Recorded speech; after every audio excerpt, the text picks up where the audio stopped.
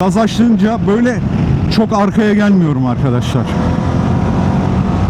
Daha sonra arkaya geçeceğiz. Buradan sabit bir nokta bulacağız. Buradan merkeze kadar ölçeceğiz. Ani fren yapın arkadaşlar. Aynı oranda açılacak.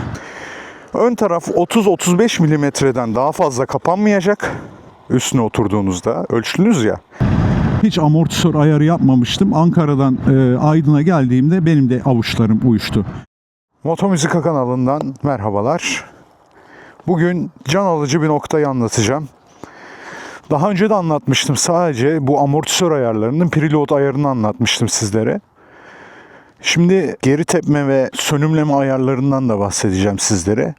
Ben neler yapıyorum, nasıl bu motosikleti kişiselleştirdim, kendi ayarlarıma çevirdim, onu anlatacağım. Tabii şu an ben bu motosikleti fabrikasyon ayarlarına getirdim. Siz de motosikletinizi öncelikle fabrika ayarlarına bir getirin. Ondan sonra size aşama aşama şimdi anlatacağım. O yöntemleri uygulayarak öncelikle sag ayarını yaparak işe başlayacağız. Hadi anlatmaya başlayalım.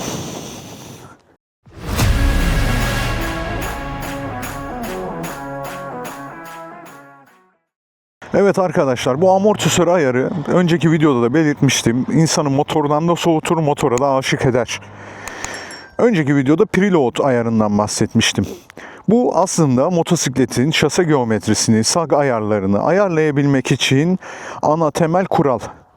Bunun aslında yumuşatmayla, amortisörü sertleştirmeyle alakası yok. Şimdi aşama aşama anlatıyorum. Bu arada ben bu motosiklete bu anlattığım şeyleri uyguladım ama şu an size tekrar anlatmak için ve tepkilerini görmek için fabrika ayarlarına çevirdim. Öncelikle yanınızda bir tane arkadaşınız oluyor. Şimdi o arkadaş ne işe yarayacak onu anlatacağım. Motosikleti böyle orta sehpaya ya da yan sehpaya değil, düz bir şekilde tutacaksınız arkadaşlar. Öncelikle sag ayarını yapacağız motosikletin. Şimdi sabit bir nokta alacağız ön amortisörden. Mesela şurası. Buradan metreyle ölçeceğiz burayı. Motosiklet kendi ağırlığında düz bir şekilde bu amortisörün boyuna kadar. Daha sonra arkaya geçeceğiz. Buradan sabit bir nokta bulacağız. Buradan merkeze kadar ölçeceğiz. 90 derece olmasına dikkat edin. Buradan bir yerden alın. Bunu kağıda yazacağız arkadaşlar. Sonra üstüne bineceğiz motosikletin. Ve bu arkadaşımız tekrar gösterdiğim yerlerden ölçüm yapacak. Şimdi bu motosiklet fabrikasyon olarak 75-85 kilogram arası bir ağırlıktaki bir insana göre ayarlanmış. Benim gibi 100 kilo olabilirsiniz ya da daha hafif olabilirsiniz. Şimdi eğer benim gibi ağırsanız bu motosikletin üstüne bindiğiniz zaman bu amortisörlerin çöktüğünü göreceksiniz. Standartı şudur sag ayarının. Motosikletin geometrisini düz bir şekilde yere basmak, geometrisini düzeltmek, iki tekeri düzgün bir şekilde yere eşit basmasını sağlamak. Bunda da şöyle diyor. Ducati için geçerli. Genelde bütün motorlar için, böyle adventure, uzun bacaklı motorlar için geçerli olabiliyor. Ön taraf 30-35 milimetreden daha fazla kapanmayacak. Üstüne oturduğunuzda ölçtünüz ya sabit boyunu. Arka tarafta 35 ila 40 milimetreden fazla kapanmayacak. Şimdi siz bunun üstüne bindiğiniz zaman otomatikman eğer ağırsanız arka taraf çökecektir arkadaşlar. Şimdi bu çökmeyi tekrardan standart 35 mesela fabrikasyon 40 milimetreden fazla çökmemesi gerektiğini söylüyor ya üstüne bindiğinizde. Siz oturduğunuz 50 milimetre çöktü. Tekrar onu 40'a getirmek için buradan ön yükleme ayarından sertleştirmeniz lazım. Hard'a çevirmeniz lazım. Ki o optimum aralığı bulabilin. Aynı şey ön taraf için de geçerli. Ön taraf için de preload ayarını, ki bu ikisini eşit bir şekilde yapacaksınız arkadaşlar. Burada altıgen olarak alyanı var bunun. Mesela benim hepsi 5 çentik. Bu zaten fabrikasyon ayarı. Bundan öncesinde 4 çentik görünüyordu burada. Şimdi genelde arka ön yükleme ayarıyla ayarı yaptığınız zaman ön tarafta tutuyor. Şimdi sag ayarı yaptıktan sonra diğer ayarlara geçeceğiz. Geri sekme ve yumuşama ayarı, daha doğrusu kompresyon ve reload ayarı. Şimdi rebound ayarı, reload ne? Şimdi bu İngilizce laf söyleyen arkadaş yine çıkıp öyle dedi böyle dedi demesin arkadaşlar. Anadolu İngilizcesi bizimkisi. Neyse. Safety pack demişim de arkadaş çok şey yaptı. Safety pack. Ya, safety deyince daha çok hoşuma gitti nedense oraya. Neyse. Konuyu sulandırmayayım. Arkadaşlar bu sak ayarını yaptıktan sonra motosiklete bineceksiniz. Motosikletin tepkilerine bakacaksınız. Şimdi önceki videoda anlattığım şuydu. Geri tepme ve sönümleme ayarlarına bulaşmadan sadece preload ayarıyla motosikletin şase geometrisiyle hafif oynayarak asfaltta daha güzel gidebilen, arazide arkayı daha çok yumuşatıp daha konforlu hale getirebilen bir yöntemden bahsettim. Ama tekrar altını çiziyorum. Bu amortisörü yumuşatmak demek değil. Ben motosikletin ağırlık geometrisini oynattım preload ayarıyla. Arka amortisörde şurada bir tane vida var arkadaşlar. Bu da en sertten 9 çıt, benimki 8 çıttaydı. Geri tepmeyi öyle ayarlamıştım. Şurayı açtıktan sonra da içinde de yumuşatma ayarı var. Ben ona hiç dokunmadım. Yani gerek duymadım. Gerek duyabilirsiniz de. Aynı şekilde sol tarafta burada en sert pozisyondan 8 çıt yumuşattığınız zaman tornavidayla yumuşatma ayarı. Burada da en sert pozisyondan 8 çıt yumuşattığınız zaman geri tepme ayarına ulaşıyorsunuz. Şimdi sırası böyle. Önce sag ayarını yapacağız. Preload ayarını yapacağız.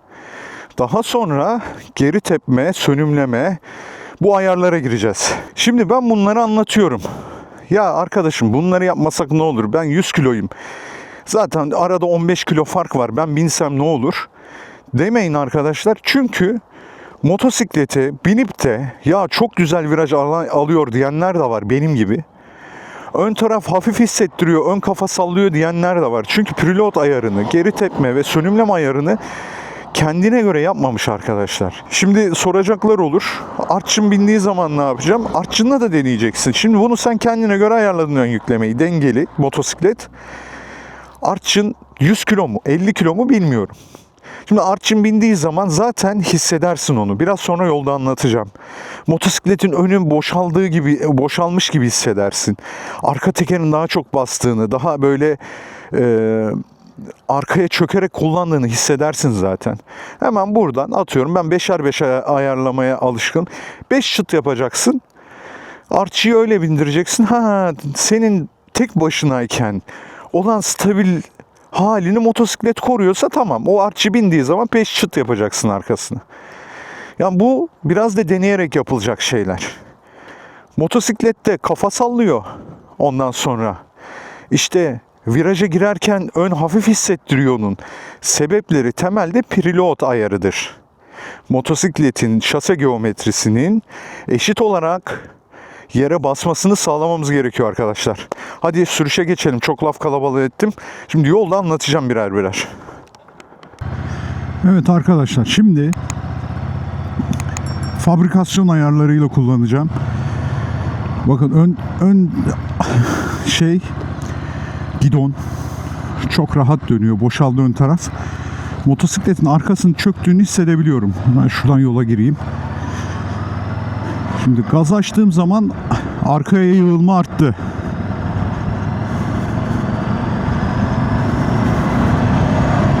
Fren yaptığım zaman acayip dalıyor bakın. Ve arka tarafta optimal fren kullandım. Neredeyse ABS devreye girecek. Çünkü yük o kadar hızlı transfer oluyor ki ön tarafa. Bir de yokuş aşağı iniyorum. Şu an ön taraf kararsız. Her motorda bu olur. Çünkü ben maksimum 85 kilo olan bir sürücü değilim. 100 kilo olmuşumdur herhalde. Ameliyattan dolayı evde bayağı bir yattık. Gaz açtığım zaman ön böyle hani arkaya transfer çok hızlı oluyor arkadaşlar. Şimdi sektiğimi de anlıyorsunuz. Ama şimdi bu preload ayarını yapmadan geri tepme ve sönümleme ayarlarına girerseniz yanılırsınız. Bakın gazladığım zaman en ufak frende şey yapıyor. Dayım bana yol verdi ama. Bak şurada viraj var. Bakalım sert fren yapalım ne olacak. Bakın ne kadar çöküyor. Arka taraf kayma eğilimi gösterdi. Sert bassam arka frene de ABS devreye girecek büyük ihtimalle. Sürekli ön taraftayım. Sürekli ön taraftayım. Fren yaptığım zaman çok öne gidiyorum arkadaşlar. Gazladığım zaman çok arkaya yatıyorum. Ya bu işte şasi geometrisini bozar. Sag ayarının önemi bu sebeple çok.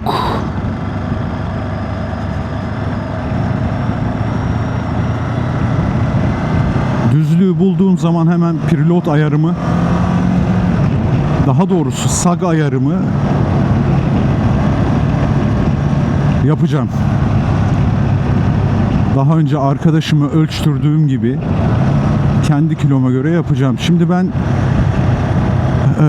yaptığım, şöyle düşünmeyin.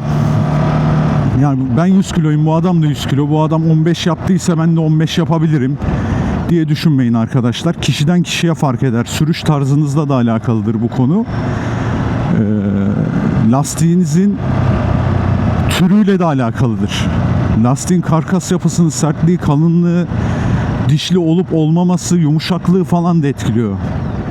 Bunların hepsi birbirini etkileyen faktör. Onun için binip şey yapmanız lazım. Deneyimlemeniz lazım. Şimdi şöyle bir boşlukta, bakın bozuk yolda da böyle konforluymuş hissi veriyor ama ön tekerin tutuşundan hiç memnun değilim. Hiç memnun değilim. Şimdi hemen ben önceki sag ayarıma dönmek istiyorum. Şimdi bu 8'deydi ya. 1 2 3 11 12 13 14 15. Tamam, bak şimdi. Geometri nasıl değişiyor motorda? Bak, arkanın toklaştığını hissediyorum. Şu araba geçsin bakalım. Evet. Ön gidon kendine geldi. Vallahi kendine geldi. Oo. Her türlü viraja girerim ben bununla. Şimdi sag ayarı, preload ayarı ile ilgili kafamızda soru işareti kalmadı. Bunu bir çıt yine eski haline 4 kademeye getirebilirim ama fabrikasyon dursun şimdilik. Çok elzem değil. Arka amortisörün ön yüklemesi yeterli oluyor. Çok uzun yola gideceğim zaman tekrar onu da 4'e indiririm. Bakın şu an konuşurken sesimin titrediğini hissediyorsunuz. Çünkü ön yükleme ile birlikte ön amortisörüm biraz sert. Bak, frende o kadar dalmıyor, görüyor musunuz?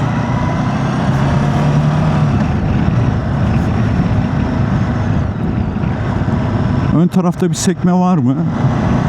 Şu an en güzel bunu anlayacağınız yollar stabilize ve düz yollardır arkadaşlar. Valla gayet güzel ama şöyle yapacağız. Şöyle yapacağız. Biraz fazla sekiyor gibi geliyor bana ön taraf. Müsait bir yerde sağa çekip bu sefer de arka amortisörün geri tepme ayarını, ön amortisörün geri tepme ayarını bir ayarlayalım.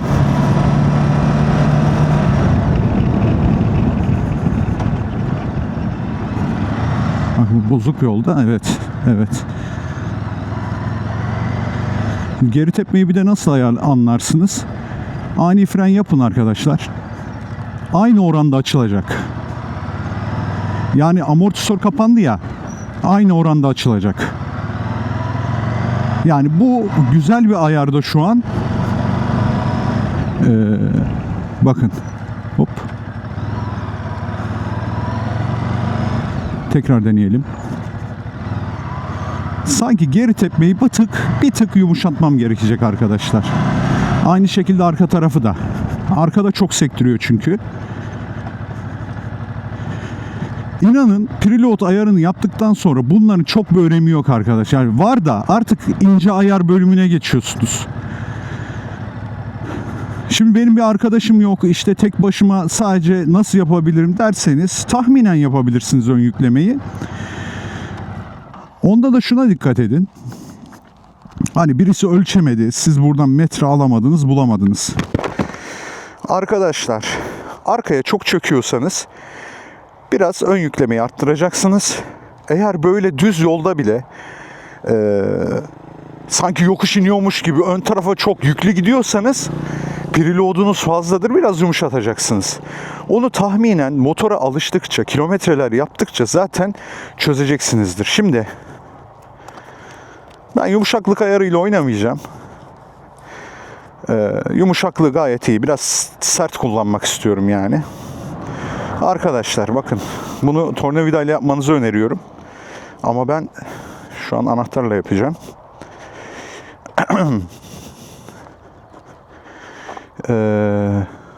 Soft bu tarafa doğru, sert o tarafa doğru, soft. Şuradan. Bak bir çıt dedi. Bir çıt yumuşattım. Sonra arka taraf, bunu tornavidayla yaparsanız iyi olur arkadaşlar. Anahtarı kırma olasılığınız var. Bu da bu tarafa doğru bir tık soft olacak. Bak bu da böyle takıldı. Böyle tık tık tık şeyleri gelir bunların. Şimdi yumuşaklık ayarına karışmadım. Eğer ön tarafta frenlerde çok dalma yapsaydı yumuşaklık ayarıyla da uğraşırdım. Eğer çok bozuk yollarda gidecek olsam yumuşaklık ayarını yumuşatırdım buradan. Demin ön yükleme diyorum. Geri tepme ayarına yaptığım gibi arkadaşlar. Şimdi geri tepmeleri arkanın ve önün bir çıt yumuşattım. Bakalım şimdi nasıl olacak? Hissiyatı ben size anlatacağım.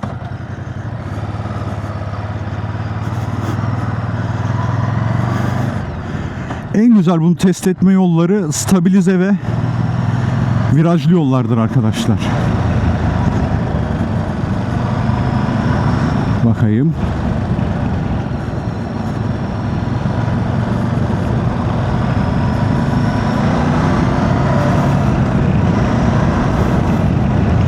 Ani fren yapalım. Hop, dalma güzel. Geri tepme biraz daha yumuşak oldu. Bura nereye gidiyorum? Şu bir ara burayı da deneyelim.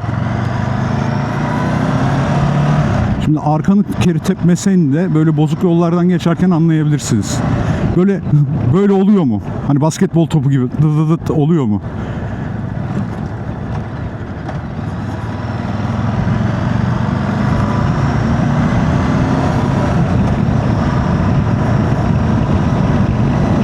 Gayet iyi. Yani motor kendine geldi arkadaşlar. Sak ayarını yaptıktan sonra motor kendine geldi. Ön yükleme ayarını yaptıktan sonra motor kendine geldi. Şimdi stabilize yol bitti. Aman köpek. Şimdi şuranın asfaltı güzel. Asfaltta da bir deneyelim. Viraj içerisinde gaz açtığım zaman çok geometri bozuluyorum. Bakın kasisten geçtim ama ikinci bir titreme olmadı. Bakalım. Hop. Ön fren gayet iyi. Güzel. Geri tepme de güzel. Özellikle düz yolda daha çok anlarsınız. Bak gaz açtığınca böyle çok arkaya gelmiyorum arkadaşlar.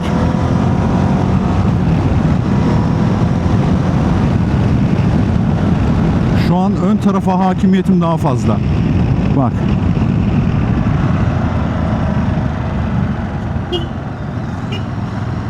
Bakalım, yatıralım.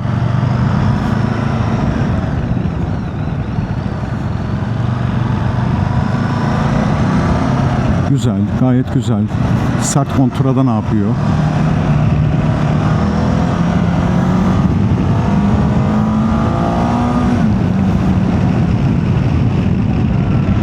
Gayet güzel. Evet arkadaşlar.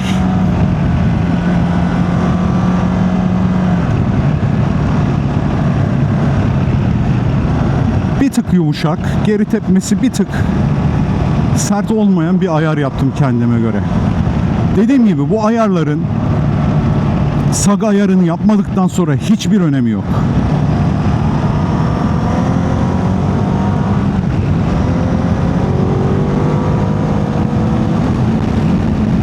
Ön tarafta bir kararsızlık yok. Bir de arkadaşlar arkada top case de var, bakın.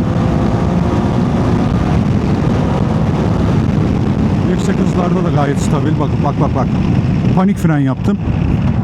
Gayet iyi. Evet arkadaşlar. Hatta yumuşatma, yani kompresyon ayarını bir tık sertleştirebilirim ama gerek yok. Biraz da konforlu olsun motor. Bu kanalda anlattığım ikinci amortisör videosu oldu. İlkinde eksik bıraktığım şeyler oldu arkadaşlar. Yani ne yalan söyleyeyim. Sadece preload ayarını yaparak motosikleti avantajlı hale getirmeyi anlattım aslında. Preload'u yavaşlatmak, sertleştirmek, yumuşatmak daha doğrusu. Sanki amortisörü yumuşatmak gibi bir algı oldu. Onu yorumlarda çok düzeltmeye çalıştım. Umarım bu video bütün her şeyi açıklığa kavuşturmuştur. Umarım faydalı olmuşumdur arkadaşlar. Bakın burada yol çok bozuk. Ve geri tepmenin biraz yumuşak olması gayet sanki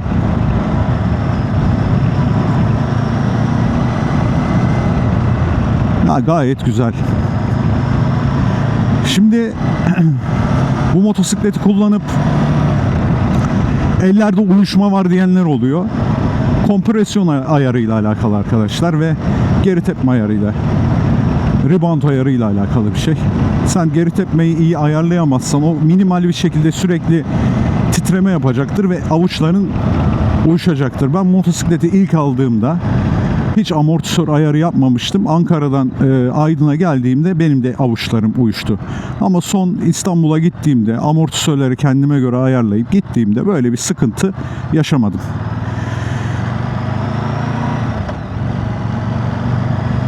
Preload ayarı çok önemli. Sizi motosikletten soğutur, motosiklete aşık da eder. Biraz karmaşık gibi görünse de biraz bu konuda inat etmenizi istiyorum arkadaşlar. Biraz böyle analiz etmenizi istiyorum. Benim bulduğum yollar gibi standart bir yol bulun. Stabilize olur. Stabilizeden virajlı yollardan düz asfaltı güzel olan yerler olabilir.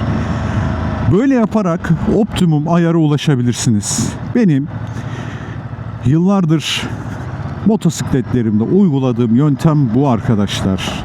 Burada amacım ahkam kesmek falan değil arkadaşlar. Kesinlikle. Ben her zaman, her aşamada kendini geliştirmeye çalışan bir arkadaşınızım. Umarım siz de motosikletinizde güzel ayarlar yapar, daha güvenli, daha konforlu, motosikletinizin kapasitesini tam anlamıyla arttıracak bir şekilde motosikletinizi kullanırsınız. Artık güneş battı. Ben de eve doğru gidiyorum. Kendinize çok iyi bakın arkadaşlar. Elimden geleni yapıyorum. Bu emeklerin karşılığı olarak sadece sizden destek istiyorum.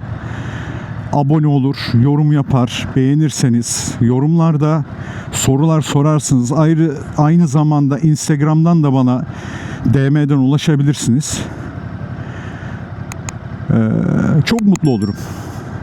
Söyleyeceklerim bu kadar. Kendinize çok iyi bakın. Motosikletle kalın, sağlıcakla kalın, hoşça kalın.